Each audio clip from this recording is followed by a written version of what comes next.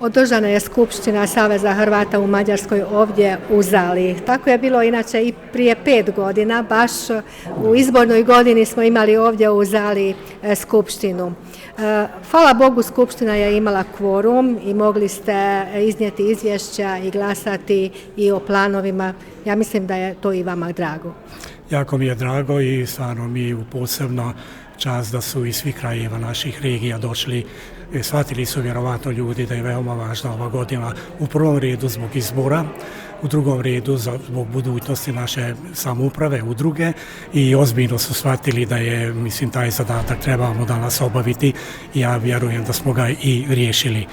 Od Starog grada do Baja, od Pečuva do Gradišća, ostalih sela iz Podravine su nazočni ljudi. Bili su jako aktivni, mislim, barem su nas poslušali, primljeno je svi dnevni redovi koji smo naveli, jer izvješća i radi planovi i ono razno o čemu je govorio i predsjednik Hrvatske državne samouprave, pa ipak je on sad voditelj naše liste koju je predsjedništvo odobrilo i naravno treba sada on vodi brigu o tome kako će ovi izbori uspjeti i koliko ćemo glasova imati, jer znamo da možda će biti, ima već i drugih listi, ali ja se sa time ne bavim. Dakle, meni je jako drago da smo ovdje u Zali jako lijepo dočekani. Hvala lijepo gospodinu Prekšenu i načelnici Serdahela, s kojima smo se dogovorili već prije tjedan dana ili u zadnjim danima o konkretnom programu. Dobili smo mjesto, dobili smo Feda Kuri i sve ono što treba da dobijemo i ja mislim da će ovo poslijepodne, baš što se tiče ovog drugog dijela, da ćemo isto tako dobro, lijepo obaviti. Bilo me lijepo čitati u Hrvatskom glasniku i u drugim medijima vaše izvješće. Bilo tko može to pročitati i tako se pripremiti na skupštinu. Ja sam isto uvjerila u neke podatke i vi ste za ovu godinu zacrtali zadatke neke.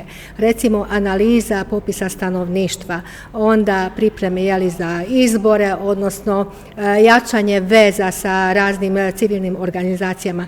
Kako ste na tom putu uspjeli ostvariti te zadatke? Pa svakako analizu, to je u tijeku popisa pučanstva, jer znamo da nismo baš najsjajnije prošli. Opadanje je vidljivo i te uzroke vjerovatno ne mi koji smo laici u tome, nego stručnjaci moraju, sociologi, ne znam tko drugi, da to provjere, to pitanje da zbog čega je opao broj Hrvata, a ne samo Hrvata nego i drugih manjina. Slična situacija i kod Njemaca i Slovaka i dakle i kod Rumunja. Ali ja mislim to svakako analizu trebamo napraviti i to će biti zadatak vjerovatno našeg najvećeg političkog tijela, skupštine ili oni da to zaduže nekog, a ja mislim da se to i radi. Isto tako kao i zastupnika u parlamentu i tako dalje. A što se tiče jačanja, dakle ja sam tu naglasio jačanje našeg članstva, to je sad krenulo, jer stvarno kad je godina biranja, onda nam se poveća članstvo, onda neki ljudi zaborave da su članovi Saveza, ali napravit ćemo reviziju što se tiče članstva. Konkretno, ja imam popis iz 215. godine, dakle unazad, sve do sada, dakle ko su bili, nažalost neke već nemamo među njima, ali svakako trebamo uputiti pisma tim ljudima da li žele i nadalje stvarno ostati ili moramo isključiti, jer to nikad do sad nismo radili, to je nepopularno, to svakako ćemo raditi. A što se tiče veza, naravno, sa civilnim udrugama, sa mjesnim samoupravama, jer i do sada smo zajednički radili. Nemamo puno novaca, dakle nemamo puno materijalnih sredstava, nažalost, eto, polako je već rujan, dakle u svibnju mjesecu smo, ali još proračun nemamo.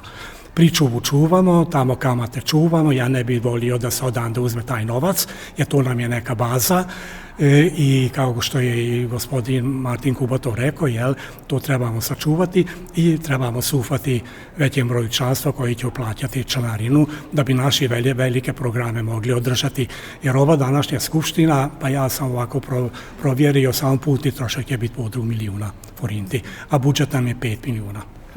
Jedna od najvažnijih tema su izbori koji su pred nama. Savez Hrvata u Mađarskoj, ja vjerujem da najviše kandidata je postavio, odnosno ima državnu i županijske liste.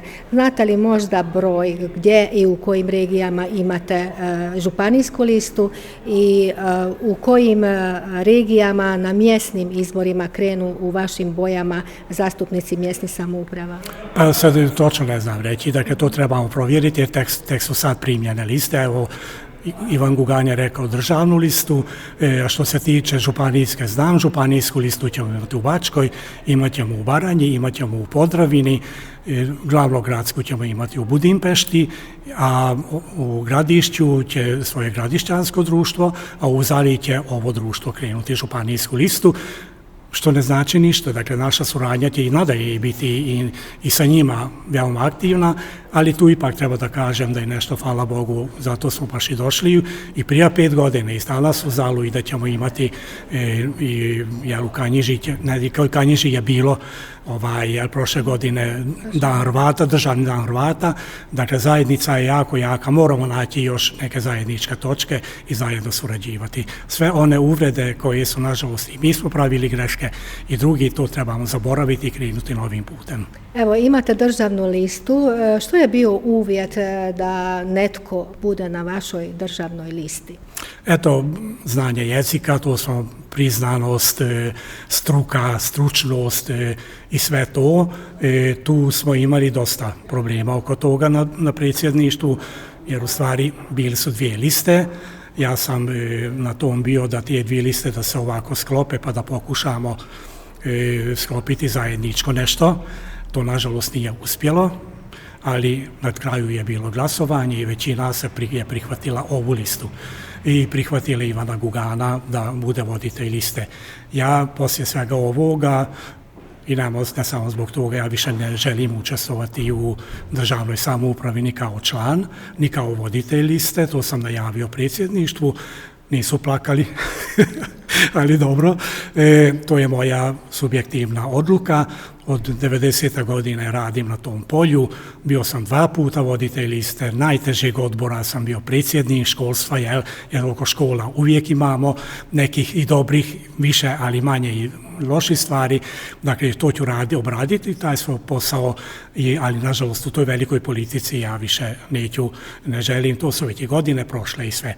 Ali što se tiče samoga saveza, to do kraja mandata svakako želim još obaviti, to ću voditi i nadalje i onda možda će doći dobro zaslužena mirovina.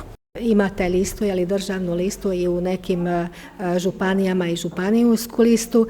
Razmišljate li o nekoj kampanji do izbora? Što ćete učiniti da ljudi ipak glasaju na vašu listu? Da, čekali smo ovaj dan, da ipak ljudi čuju, što više ljudi da čuju baš ono što je možda i mogu reći najvažniji razno što je gospodin Gugan Ivan rekao, sadašnji i budući predsjednik, naravno to je sad njegov zadatak i njegove ekipe, on vodi listu, on je prvi čovjek, je lider naš, tako da ja mislim da bit će sastavljena i to ćemo i u štampi i u našoj mediji i lično Ivan je i počeo, ako treba ići ja sa njim, idemo od regije do regije u naša naselja i svakom reći što nam je zadatak, što žele samouprava svakako riješiti u budućnosti, u buduću 4-5 godina.